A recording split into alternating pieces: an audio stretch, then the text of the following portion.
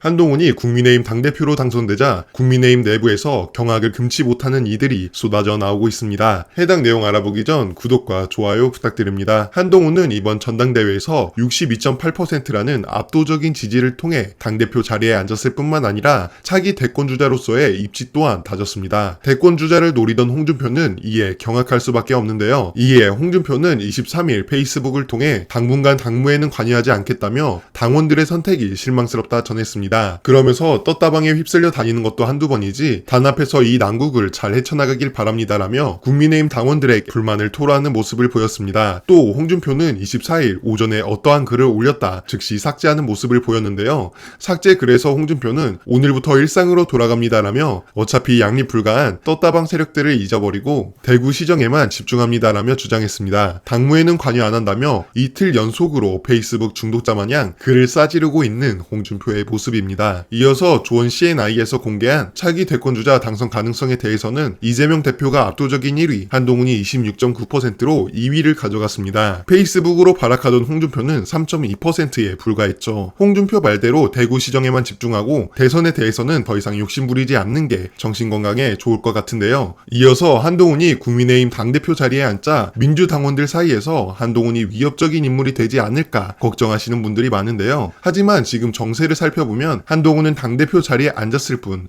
결코 한동훈의 시간이 온 것은 아닙니다. 한동훈은 현역 의원이 아닌 원외 인사이며 한동훈 측근 가운데 중량감 있는 인사 또한 전무합니다. 전당대회 이후 협력관계를 구축할 수 있었던 나경원 의원과는 패스트트랙 사건 공소 취하 청탁을 폭로하며 돌이킬 수 없는 관계로 치닫았죠. 또 친윤계로 지목된 인유한 그리고 김민전 의원 또한 지도부 내에서 한동훈의 견제를 이어나갈 것으로 전망하고 있습니다. 그런데 여기서 한동훈에게 더욱 큰 문제는 향후 총선과 같은 전국 선거에서 공천권을 행사할 기회가 사실상 없다는 것입니다. 한동훈이 대권을 염두에 두고 있다면 대선 1년 6개월 전인 내년 9월에는 사퇴해야 하기 때문이죠. 즉 추경호 원내대표 등 친윤계 중심의 원내를 자신의 뜻대로 움직이게 할 동력이 전혀 없다는 것입니다. 그런데 이렇게 동력을 잃은 한동훈이 내년 9월까지 당대표 자리에서 버틴다고 한들 위협적인 인물로 변모할 수 있을까요? 저는 아니라고 봅니다. 심지어 댓글팀 운영 의혹으로 인해 시작부터 위기 상황에 봉착해 있습니다. 한동훈은 당대표 됐다는 기쁨을 찰나의 순간이라도 느낄 여유는 없을 것입니다. 오히려 느끼는 압박감이 엄청나겠죠. 이 영상의 취지는 한동훈을 무시하고 방심해도 된다는 내용은 절대 아닙니다. 벅구라지라는 별명이 있는 만큼 민주당은 방심하지 말고 꼼꼼하게 대처해야 하는 건 사실입니다. 그러나 이러나 저러나 대한민국 차기 대통령 자리에 적합한 인물,